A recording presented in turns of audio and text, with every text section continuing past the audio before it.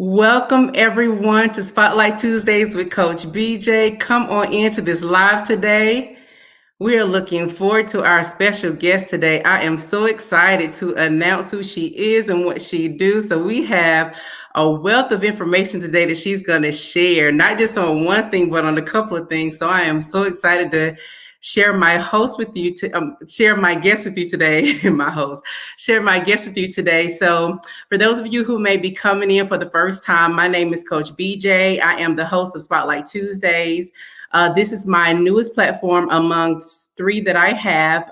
Spotlight Tuesdays airs every first and third Tuesdays at noon on Facebook Live and YouTube Live. I also have two evening platforms, Ask the Expert with Coach BJ, where I have experts come on and talk about their expertise in their specific industries. And then there's where I do personal talks with my viewers, where it's just simply transformational talks with me, Coach BJ. And so the purpose of Spotlight Tuesdays, I always like to share this for those who are new coming in, is because I want you to understand that I developed this platform because I want people to really hear the inspiring stories of my guests who are either small business owners or they are executive directors and founders of nonprofit organizations.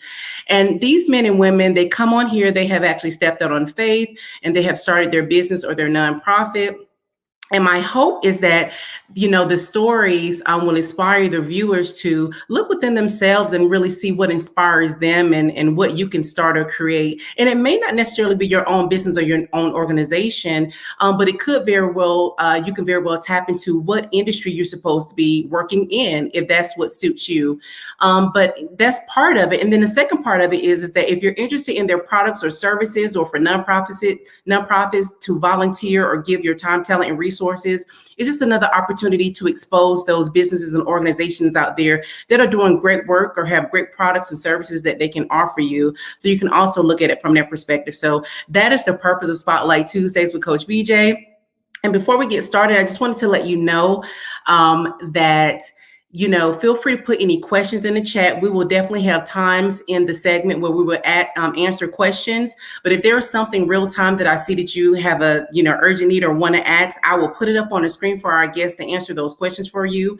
So just be thinking about some of the questions you may want to learn about. As you have already seen through the advertisements, we're going to be talking about travel, and we're also going to be talking about financial management and have those questions answered too by our guests.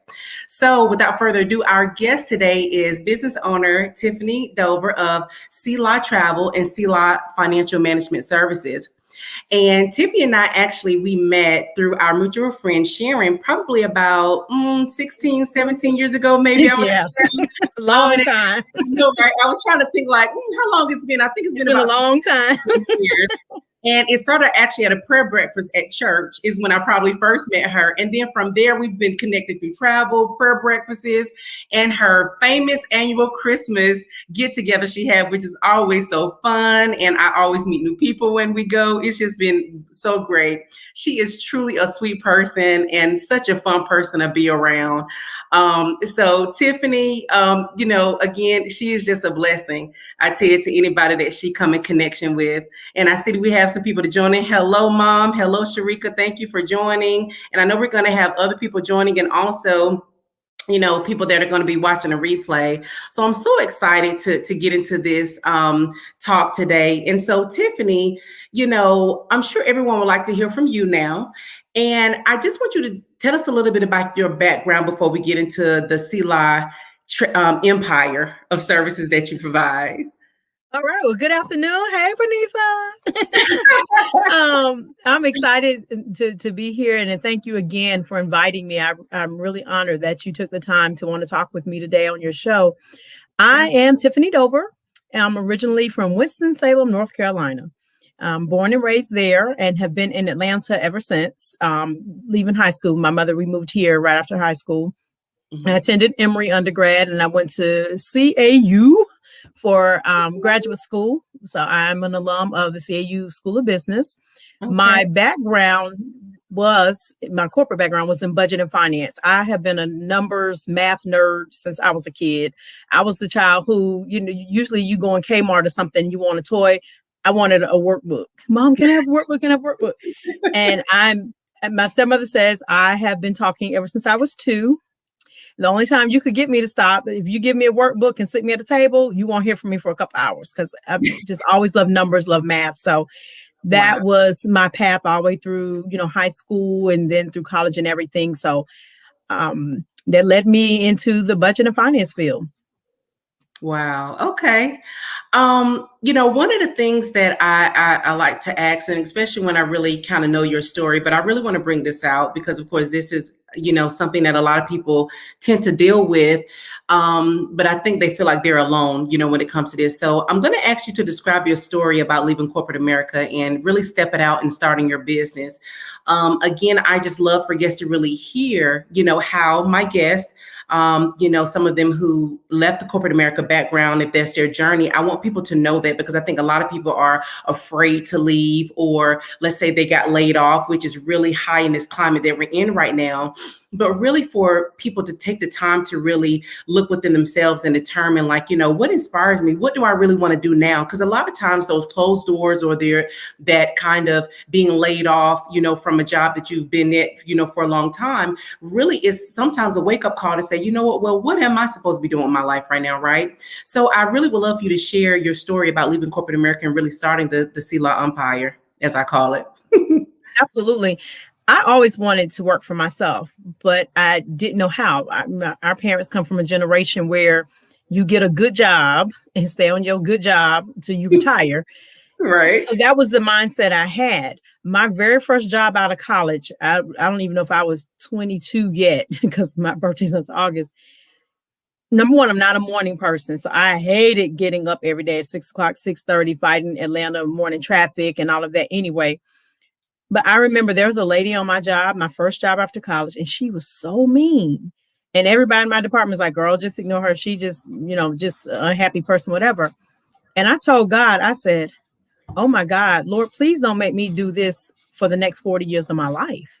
Mm-hmm. And like I said, I was 21, maybe 22 by then, and knew I didn't want it. And the same kind of story you just mentioned, I did get laid off from my first job. I only worked 6 months, came in, got laid off. Oh, so wow. I went back to grad school and got an MBA in finance. And even when I was in MBA school, I always wanted to work for myself.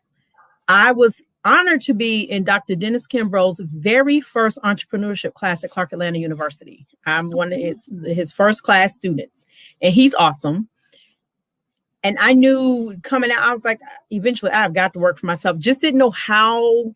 I tried a couple of multi-level marketing businesses, during the early 90s and things like that sort, but I always want to work for myself. Mm-hmm. My friends will tell you, I think you remember this, all of my sisters at church, I don't know how many times I had the women's ministry praying for me. I wasn't happy on just about every job I had. It was always an issue. And it's not the work. I enjoy the work. Like I said, I'm still a math nerd. It's usually the people in the environment that I was so unhappy with the racism, unhappy with the sexism, men being in charge, men making more, white people making more, undereducated people making more, Wow. The favoritism just because you're buddy with someone. I don't come to work to make friends. I come to work to make money. And as long as I'm doing my job properly, I should be rewarded properly, but that's not the real world. So I learned that the hard way. So the last job I had, I was like, okay, God, this ain't it either. I think I've been there a few months. I was like, Lord, this ain't it either. I need to find something else. And the Holy Spirit spoke to me and said, when are you going to trust me? Wow. To do what you've asked me to do. And I was like, okay. So I just started praying, and an incident happened at my job. And for the first time ever in my whole career, I got written up. When I tell you, I was so offended that my little young supervisor wrote me and this other guy for something so stupid. I know they wrote the other guy just to get to me. I was like, this is crazy. So I went home that evening and I prayed. I called my parents, my sister. I said, I'm resigning from my job in the morning. Pray for me. I don't have a husband. I don't have $1 million in the bank. I don't know what I'm going to do, but I'm resigning in the morning. And so I fired my job. And the last day on my job was June 19, 2008. Hallelujah. Praise the Lord. Thank you, Jesus. And Yeah. I have not looked back. And as I left that day, as I walked out the door, I thought about Lot's wife. And when she looked back, she turned into a pillar of salt. So I wouldn't even look behind me. I shook the dust off my feet as I walked out the door. I got My, in my car. I averted my eyes. I wouldn't even look at their building. I refused to look back. And God has kept me ever since. So that's my story of how I fired my job. wow, that's a pretty awesome story. But it also speaks to the fact that a lot of times, unfortunately, again, because we feel like we need to stay there, we will stick there for the racism. We'll stick in it for the uncomfortableness. We'll stick in it for people making more money than you. We'll stick in it, for all of these various reasons, and we'll just stay in the fire. We'll just stay there because we believe there are no other options. Again, I always try to even talk to my clients and let them know, like, there is limitless possibilities right out there. You just have to discover them and understand what that is and take the time, right, to do that. But a lot of times we get stuck in that position. So it's really good to hear that you even with all of that, you still decided that, you know what, I'm gonna empower myself. I'm gonna do me, right? I'm gonna do what's best for me, right? And so I love hearing that. So the next question I have for you is that, tell us, how did you come to being in both the travel and the financial industry? You talked about, being young and a math nerd and, having all of these different things. So how did you think, I mean, let alone try to balance one business, like how are you, able to just focus and manage two different types of businesses? Like, how is that? Well, I had been doing taxes on the side, during the years I've been working. So I've been doing taxes for years. And then one of my positions, I actually worked for the U.S. Small Business Administration as a loan officer. So I had plenty of experience with dealing with all types of tax returns, business, individual, all of that. God was setting me up all along, and he will prepare you for your journey. So much of that information that I learned from being in that environment Mhm. was setting me up. Also, one year to make some extra money during tax season, I worked for one of the tax companies, that you see popping up during tax season. Mhm. And one night I was there at work and wasn't any customers. It was just me. And the Holy Spirit just came to me, and I took out a legal pad, a notepad, and wrote down my whole business plan for my own business. That Wow. was in like 2012. Mhm. I kept all those notes. I still had my manuals and handbooks from the training from that company. So when I got ready to leave my job, I already had the financial management business in place. And I was like, well, I'm just going to move forward. I had a few bookkeeping clients by that time as well. So I was Mhm. like, I'm just going to move forward and grow my financial management business. Well, a few weeks before all this transpired, I left my job. And of course, now I know it was God again. I Mhm. actually started a travel business because travel is my passion. I love to travel. Ever since I was a kid, my Mm. parents took us places, and I love going somewhere new. So I actually started the travel business literally about 3 or 4 weeks before I ended up leaving my job. So once I was totally at home, I just started working both businesses, putting my focus, putting my efforts there, reaching out to mentors in the financial management business, and went forward from there. And you said a lot. You said a mouthful in what you just said. And I want to pull some of those things out for people that are watching now and people that will be watching the replay. A couple of things. You said that you used some of the techniques and skills that you use from one of the companies you work for, right? You wrote your business plan. You used some of the tools, some of the trainings that you obtained. So a lot of you guys that are still on your job that you might not like right now, use it to your advantage. Use it to obtain all the knowledge and the wisdom that you can obtain while you're there, so you can take that moving forward, whether that's to another company, whether that's to your own business, whatever your next step or your journey will be. Definitely take that. That was really a good piece of advice she's given, because a lot of times we're on jobs, we're so bitter, we're so just sitting there waiting for God to move us and what's next. But God may be saying, I need you to get these skills right here. So when I get you to your next, you will be equipped to handle and to be able to do the things that you're going to be doing moving forward. And another thing that you mentioned was that you talked about your passion, and you got into travel and you did something else new. But guess what? It's just kind of like the financial piece is your kind of, I'm going to say, business and education experience, right? But you also took a love for something as well to be able to do it. And so now it kind of makes sense to me now as to why you can balance both, right? You can balance both because, this is something you love. So you can eat, sleep, and breathe traveling, right? So it's I do. you get excited about building packages for your clients. You get excited about them because it's what you love to do. So it doesn't seem like work. Right, Sharika? Sharika said, yes, use those transferable skills. Absolutely, right? And that's what we need to look at doing. And so you just took something that you love to be able to make it work. And now you're booming, right on both ends, or have been over years. And, one of the things that I'll say before you get into some of the other things you're going to talk about is that you've been in the travel industry for how long now? Almost 13 years. Right. And so I knew it was a very long time, but one of the things that, and one of the reasons why I really wanted to have you on here too, is because a lot of people do get into the multi-level marketing travel businesses or get into other things, but then you have to really realize that, are you in it because of your passion, which is why I believe you've been in it for 13 years versus it being a business you want to get into just to make money, right? Because if you get into something just to make money, oftentimes once the money stopped coming or you stop, then that's when everything else, you lose everything else. When the money stopped coming in, you lose everything else. And then you just stop doing it altogether.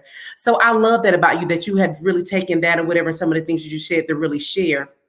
But one of the other side of the things that we talk about the happy things, but what about some of the challenges or obstacles you face, either in the beginning or either during the time you've had both businesses, pretty much the same time and longer with the financial management business? What are some of the challenges or obstacles you can share with us that you faced, and how did you overcome those? Excellent question. When I left and got on my own, I didn't really have any mentors or anything to help me with my financial management business to grow it. I had two very good friends who were CPAs who, to this day, I still thank them for what they did to teach me how to set up my LLC, what to do. I mean, those two ladies, I will always be so grateful for them. I actually went to Emory's business school because I'm an alum. Just one of the alumni emails, they had an entrepreneurs panel. God is always providing for you. And so I went to that even right before I left my job. There was a man on the panel who was talking about his company and something. Afterwards, I went up to him and told him that I was about to leave my job. Mm-hmm. Would it be possible? Could he let me talk to his bookkeeper? He said, oh, absolutely. Email me tomorrow and blah, blah. And I did. She was really nice. And I was going to take her to lunch so I can talk with her. She took me to lunch, gave me all this knowledge, all this education, told me about how I could do my QuickBooks certified training online, all of that. So it's that networking, that reaching out, also being a part of professional organizations, if you can. And with the travel, I did start with a multi-level marketing business. And that wasn't really the model for me because I truly wanted a traditional travel business. I wasn't really trying to grow a business with other associates and things of that sort. Mm-hmm. So that was a little more difficult to find mentors and people in following the traditional model. Believe it or not, a lot of Facebook groups help. And then once I started attending professional conferences and conventions in the travel industry and getting that level of training and networking and meeting with executives and things of that sort, that's what really helped me to really grow and to get to the heights where I am now with my travel business.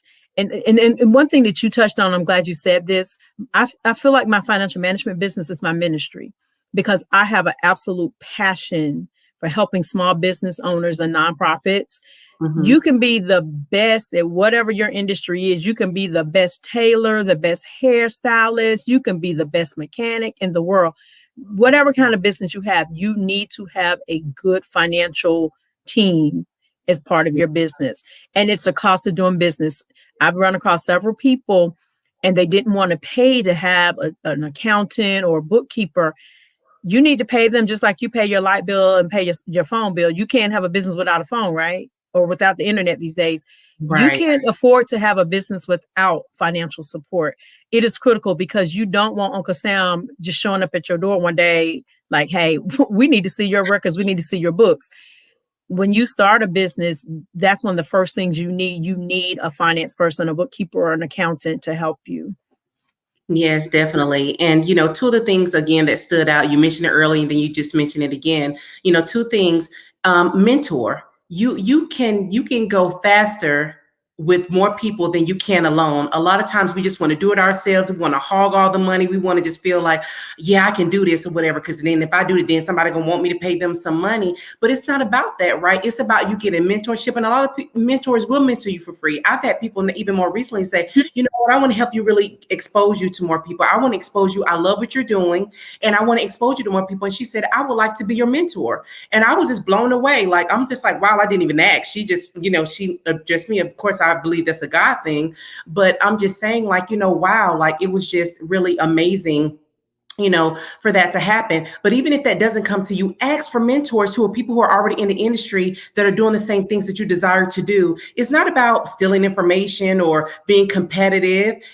For those who genuinely want to help you, will help you, right? That's one thing. And then the second thing is investing in yourself. She said that, okay, in her travel business, she couldn't find the mentors in that industry to be able to help her move that business along. But guess what she did? She invested financially to go to conferences, conventions, do trainings, to do what she needed to do to get her business up and running, which is why it's still running 13 years later. So sometimes we have to stop looking at the free stuff or whatever. And I'm the queen of looking for free opportunities. I'm not going to say that it's not out there, but at some point you got to come out the pocket in order to be able to invest in yourself and in your business in order to be able to move your business forward. Your business is not going to move forward if you're not actually investing in it. Right. And that means time, that means money, that means people. It's just so many things you need to invest in order to get, to the next level. And, the last thing I'll ask you, Tiffany, before I'll let you kind of, let you go free to really talk about some of these things that I put in the advertisement for you to cover. But what about one of the biggest mistakes that you've made, right? We talked about the challenges, but as we do business, we come across mistakes that we may often make, whether it's at the beginning, whether it's doing it. How did you correct it? How did you move forward from the mistake that you might have made? What is like one mistake that really stands out for you that you probably wish you could have, like, oh, I wish I could have done that differently? I've made a few mistakes. And because guess what? I'm human. I'm not a machine. I'm not a robot. There was one time, being open about it, and she's still a long-term client, love her dearly to this day. And I didn't go back in and push the button to actually submit her tax return. And she called me. She's like, hey, I haven't seen my refund yet. I said, well, let me check the status. And I was like, oh, I am so sorry. I didn't go, because what I do, I send your tax returns over for you to approve them and review it. And she had done that, and just totally my fault. To me, it is so important as a business owner to be humble, to have integrity, and to take accountability and responsibility. Mm-hmm. Did you hear me say she's still a long-term client? She's still referring people to me because I admitted immediately, fixed the problem. Of course, I gave her part of her money back as well for her inconvenience. But when you have integrity, people will forgive you for being human, for making a mistake. Don't try to blame anybody else. Fess up to it. You made a mistake. I made another mistake. I remember in the travel side. Mm-hmm. And I had, by mistake, clicked the wrong type of insurance policy for some clients, and they did end up having to cancel. And it wasn't the type of policy that would refund all their money. And I thought I had selected that. When I didn't, I went in my pocket and refunded their money. And again, they're still clients because I made the mistake. I called her and told her I made the mistake, apologized for it, made her whole. And to me, what's important is recognize the mistake, come up with a solution of how you've already fixed it or how you're about to fix it. And you call that client immediately. And don't talk about the computer did this, the system did this. Don't be lying. You made a mistake. We all make mistakes. I mean, trash day is Friday. Oh, shucks, I forgot to put them out last night. I mean, come on, we all make mistakes sometimes. You're right. And, we're just human, but people can accept you being human when you're humble and honest about it. Yes, absolutely. So that was pretty much all the questions I had. I really just want you to kind of take over for a couple of minutes and really just talk to the viewers about the travel industry right now. How is it, as far as traveling, the pandemic? What are some things that people need to look out for? I don't know if you even know maybe some of the places, or like less likely you run into a whole lot of people, places that you can probably recommend. And then on the financial side, as far as taxes, some advice you can get from that, stimulus checks, some of those things that people are like looking at and dealing with. Am I going to have to pay this back, or what does all this mean for us? So maybe you can share, and any other thing you want to share, with our viewers, just about both industries, to give them some insight or something that can really help them. So let's start with the serious stuff first. We'll start with the financial side, because that's serious stuff. Yeah, that's serious. First of all, don't go blowing up your tax preparers' phones. Nobody's gotten refunds lately. Everybody's like, where's my refund? Where's my refund? The IRS is slow as I don't know what right now. And supposedly it's because they're so busy processing all the stimulus payments. So I have clients who we did their tax returns back in February, and we're now in April, and they still don't have refunds yet. So wow. And there's nothing anyone can do about it. Someone told me that when she checks her status on the IRS site, it just says pending. So there's, so don't get mad at your tax preparer. It's not us. We have no control over what the IRS does. The other thing is regarding stimulus payments, there are some who said they never got one in 2020, or they haven't gotten the one that came this year starting in January. When you do your 2020 tax return, it's going to ask you on there, did you get the first and second stimulus payment? If you did, it's going to ask you the amount for each one. If you did not get one or both of them on your tax return, it's going to automatically calculate a credit for you for whatever appropriate amount was for you, because everybody's stimulus payment was different based on their filing status and all of that.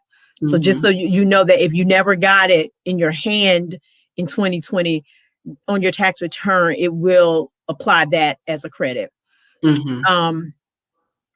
And then I think those are the major things that's going on right now in the tax world. On the travel side, let's talk about fun. Let's let's get our bags, let's get our passports, let's get our suntan, our sunscreen, and let's go. Of course, it's been a hard year.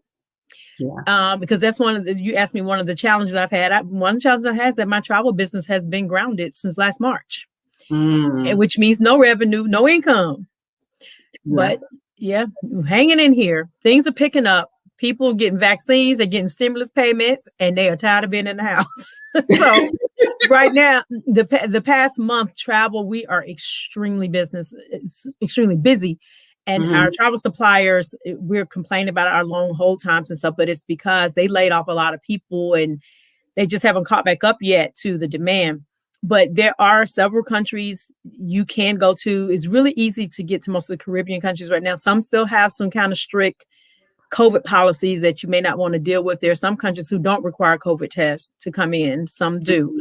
Beginning at the end of January, the CDC now has a requirement for all Americans, if you travel internationally, to come back into the U.S., you have to take a COVID test less than 72 hours before your return to the U.S. If you test positive, they will not let you on the plane. You're going to have to stay where you are in quarantine for 14 days. So that's something to consider when making your travel plans. I went to Mexico in December. I went to Jamaica in January. I went to Dubai in March. And in a couple of weeks, I'm going back to Jamaica for another trip. My travels were excellent. All the countries I visited are super serious and vigilant about safety and health and COVID procedures. I felt very comfortable, very safe, maybe even safer than I do sometimes going to Walmart,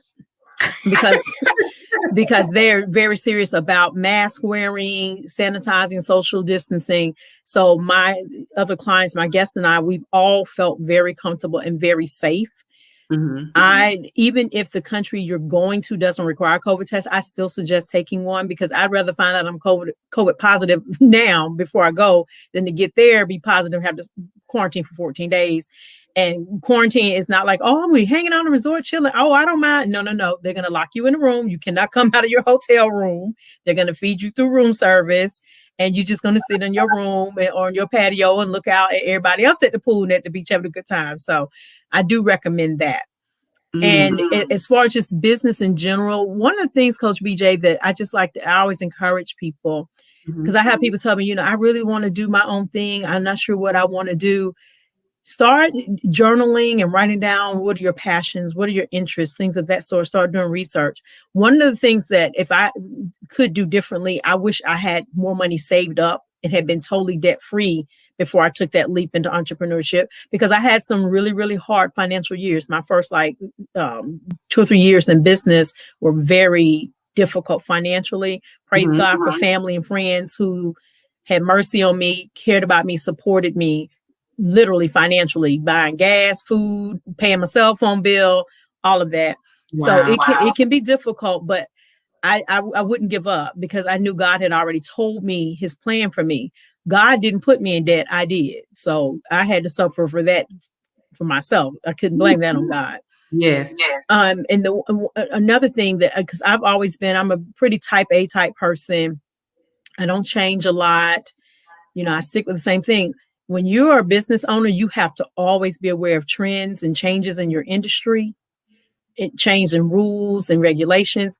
As an entrepreneur, you have to always be willing and open to change, because you have to provide what the marketplace requires right now. Just because that's what was selling really well last year, that may not be what's selling well this year. Like right now, there is still a hold on cruises selling from U.S. ports. Cruising was a large part of my business. Well, right now, can't do it. And then a lot of my clients are hesitant anyway. I mean, there are some cruise lines this summer who are they're selling from other ports, just not in the US, and you can do that. But so there are a lot of travel agents who their businesses were strictly cruises. They've had to switch over their business models for right now. And they had to educate themselves, train themselves as well as their clients about doing land trips. And so I have several of my clients who had planned to take cruises. We've converted that over. And now, we're looking at land trips for them, because we just have to be willing to be flexible with the marketplace. And I want to end with really just, bringing out a couple of points that you made just then, because it really just hit me. One of the things you said about, really having friends and family to come together to really help you in the first 2 to 3 years. You said you wish you would have had more money saved up prior to starting your business, but even in that respect, again, you had the family and friend networks to really come in and help you with those things. And thank you for your honesty and transparency, because I think, a lot of times, like you said, you could have given up and you could have said, you know what, well, let me go back to work and get a paycheck. But like you said, you knew what God shared with you. And so you stuck it out. And a lot of people, when they run into those things, they automatically think, oh, well, I guess this wasn't what God told me. And I should just go ahead and just go try to find a job and make money, that way again. But you stuck it out, and look at the success you've had over the years. So that's also a blessing. And another key thing you said is that God didn't create the debt that you made for yourself. You did, right? So we always have to look at, there's some things that we bring on ourselves that we don't realize we have to go through the process of suffering the consequences of the choices that we made, right? It's not God's fault, but we want God to help us. Right. But ourselves in that debt. So you said something really profound in that. And I just really wanted to kind of highlight that again, because that was really important, right? And you also, the second thing I'll say before I end is just saying that you have to pivot, right? You have to pivot your business with the times, right? During the pandemic, there are so many people that had to shift. And like you said, some companies who majority of their business was cruise lines and cruising, right? They had to pivot and look at their business from another standpoint. So again, it's always, and what I like to tell my business owners as, my clients, and I'm coaching them and I'm letting them know, is that you have to learn how to do self check-ins and maintenance on your business, just like you do your car, just like you do maintenance on everything else. Do a self-check, do a check-in with your business to see, what do I need to do differently? Am I growing? How did I do last quarter, right? You always have to keep a check on that and not lose sight of, again, the changes in the industry. So that was a great point you brought up. And I'm so glad that you brought up those points, because that's really important as it relates to, being an entrepreneur. So I'm looking back at the chat and I'm not seeing any questions. I just wanted to know before we end today, if there's any questions or comments you want to make as we're putting Tiffany's information up on the screen. I just wanted to let you know, again, Tiffany, you gave us a wealth of knowledge today, and I just want to thank you for all of your wisdom and knowledge that you have shared with us today, and thank you for your openness and your transparency as well. So I have it on the screen on how you can reach Tiffany if you would like to connect with her on travel. which again, as she said, everybody getting those stimulus checks and they are ready to try to travel right now just to get out the house. So definitely contact her for Selah Travel. And then also any financial questions or services you need, whether it's bookkeeping or taxes, or just anything about your business, whether you're a business or a nonprofit organization. I mean, definitely connect with her if you're looking for a bookkeeper or an accountant or someone to manage your business. Definitely Selah Financial Management Services. She can help you with that as well. So that is her phone number and her information on there. And then I will also share her website information as well. And it is www.selahtravel.biz if you're interested in the travel side, and also www.selahfinancial.com. So you can also reach her via the websites as well if you would like to get in contact with her. I want to always, as always, thank you guys for watching. And I also want you to subscribe. Don't forget to subscribe to _Coach BJ for previous talks and future talks. I always post on my social media on what's coming up next. And I will tell you what's coming up this Thursday. For Ask the Expert, I have Vanessa Abram. She's going to be coming on and talking about the stigma around mental health. There is no health without mental health. And we need to really have the hard discussion about, stopping suicide, stopping bullying, all of this prevention. She is a wealth of knowledge. She is a suicide survivor and sibling survivor herself. So she's going to have a wealth of knowledge that she brings. And she is also the executive director of self-discovery, pain positioning, and purpose. So she is an amazing speaker and author. And I cannot wait for you guys to, hear her and get more information on her. So that's going to be the same place here on YouTube and on Facebook this coming Thursday night at 7:00 p.m. Eastern Standard Time. So please meet me here for that wonderful talk we're going to have. And again, Tiffany, I just want to thank you for being my special guest for today. And thank you for all the knowledge that you brought. And I don't see any other questions. So we will go ahead and end for today. I love you guys. And we thank you for watching. Have a great day. Bye. Okay, thank you.